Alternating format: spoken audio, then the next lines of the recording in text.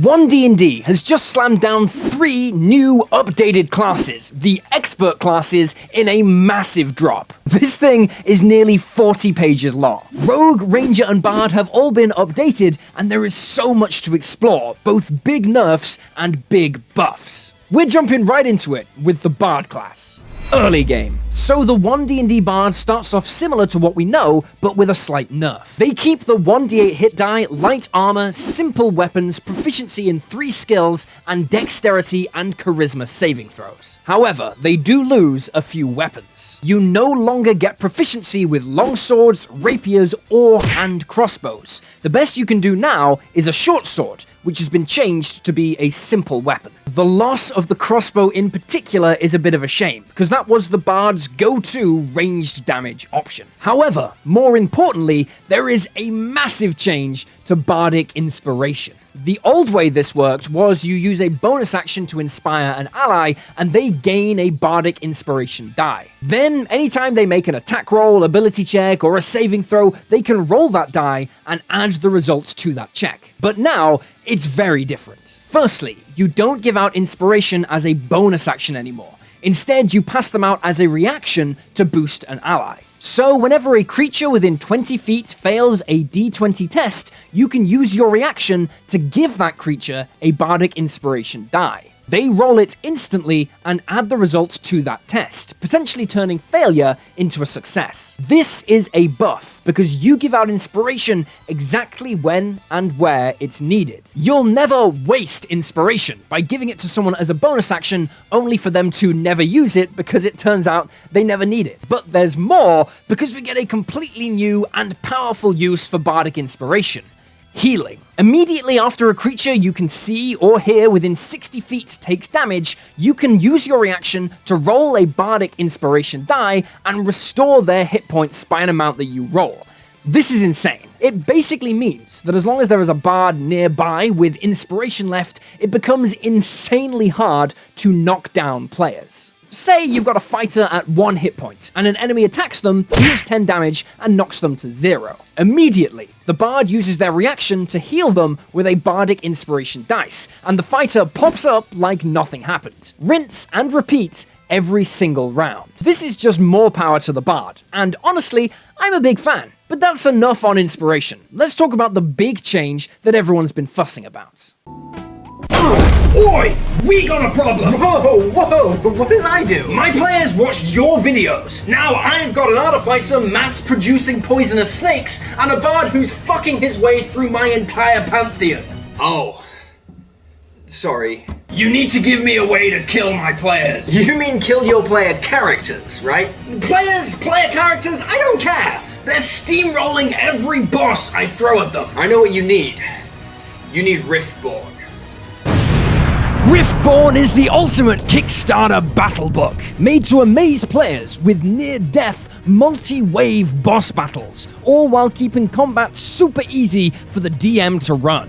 The battle maps are engineered to evolve through the encounter, using removable stickers to represent how combat impacts the surrounding for an ever-changing, thrilling battle. Each unique monster twists the established tropes and archetypes, like this dog on fire with a sword! And it comes with a bunch of new playable races and incredible high-quality minis. Get your copy today by following the link below and terrify your players with the true challenge of the Riftborn.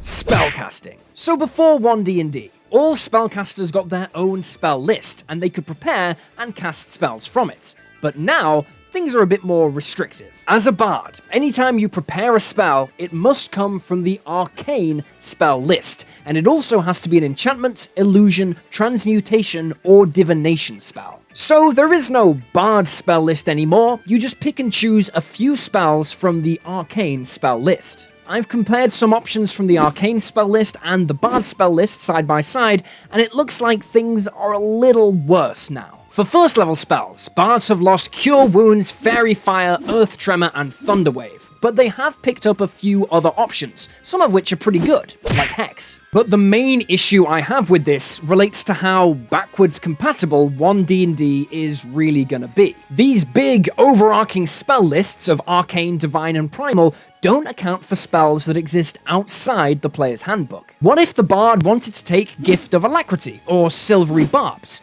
Are these arcane spells? Probably, but we don't know for sure, and I suspect that in order to find out, we'll have to buy another book somewhere down the line. But anyway, aside from that, the bard's spellcasting is basically the same.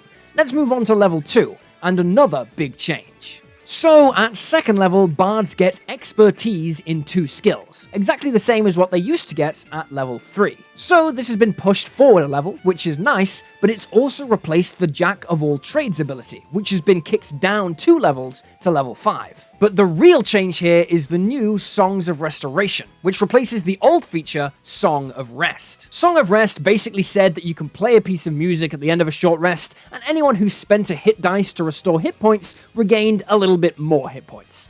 It was okay. Song of Restoration is a little more useful. Now, every other level from 2 through 10, you get a free healing spell which is always prepared and added to your spell list. They are pretty good spells, but they are also spells that the old bards could get anyway before the new rules took them away. Still, getting extra spells that you don't need to prepare is a definite buff. At level 3, you get your bard subclass like normal. We'll break down all these subclasses in a later video. Then at level 4, you get a feat, just like we're used to. Tiny change here, but instead of having to choose between an ability score improvement or a feat, now ability score improvements are feats. Then at level 5, we get that delayed Jack of all trades ability, letting us add half our proficiency bonus rounded down to any skill check that doesn't use our proficiency bonus. It's a great ability, and I don't think it's going to massively change how the bard plays to get this a few levels later. What will change the bard a lot though is the feature that's missing from this level.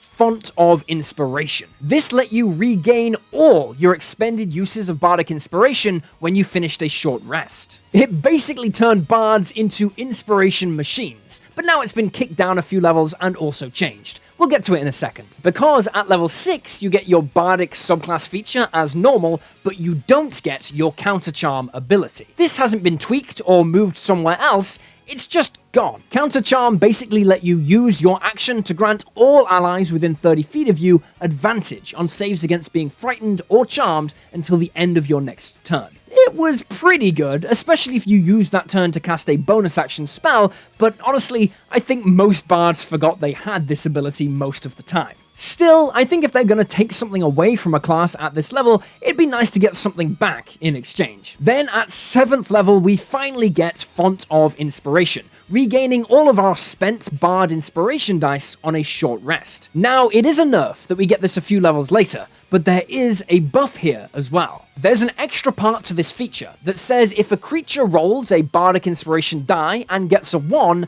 that use of Bardic Inspiration isn't expended. So you've kind of got this built-in safeguard against wasting your Bardic Inspiration if you get unlucky with it, which is really cool. And sometimes you'll just get really lucky and pass a saving throw with only a 1 on the dice, meaning it's basically free. At 8th level, you get a feat, same as always, and at 9th level, you get your second round of expertise. Once again, this is 1 level earlier than we're used to. Old bards get expertise at level 10, and this is where I realized what they were doing. They're basically juggling around all these bard abilities, trying to make sure you get something new every single level, but never more than one thing per level. Old bards don't get anything at level 9, and they don't at level 7 or level 11 either, but these bards do. I think the idea here is to make it always feel like you're growing and getting new options as you progress in levels. At level 10, you get another subclass feature, which is interesting because, as of now, there are no level 10 Bard subclass features. None of the subclasses have a level 10 option. So it looks like every Bard subclass will need to be updated with a new level 10 feature, and this also replaces the Magical Secrets ability, which has been kicked back to level 11. But it's not only been kicked back, it's been given an insane buff. Like before, you pick 2 spells from any class list and you can cast them. But here's the difference. For the old bards, you pick your 2 spells, you learn them, they're added to your spell list, boom, you're done. But with the new rules, anytime you prepare spells, 2 of them can come from any class list. That means that each morning, you can borrow 2 different spells from anywhere, essentially giving you rolling access to every spell in the game day to day. Today, it's Planar Binding and Disintegrate. Tomorrow, it's Find Familiar and Raise Dead. The possibilities are endless, and I love this. Then at level 12 you get a feat, level 13 you get nothing, level 14 you get your final subclass feature, and level 15 you get another round of magical secrets. Now I gotta point out that the old bards got 3 rounds of magical secrets at level 10, 14, and 18, and the new bards only get 2. But even so, you're still getting 4 spells a day, every day, that can come from anywhere, which is definitely a worthwhile trade. Then at level 16 you get another feat, at level 17 you get nothing, and at level 18 you get your superior Bardic Inspiration. This used to be the level 20 feature bards got, but they've already announced that all classes are getting their level 20 abilities moved down to level 18. For some classes, like fighters, barbarians, and paladins, that is amazing. For bards, it's okay. But what has it been replaced with? Well now, at level 20, after getting your final feat at level 19, you get a new feature that all classes finish the game with. An epic boon. We'll go through all the epic boons and the new feats in a later video, but for an example, the bards get the recommended boon of luck. Immediately after you roll a d20 test, you can roll a d10 and add that to the result. It's basically a supercharged boost you can add to an attack roll, ability check, or saving throw once per short rest. It's okay, there are more powerful options, but I do think these epic boons are an awesome way to round off all the classes on an even note. All in, bards are walking away with a solid A+.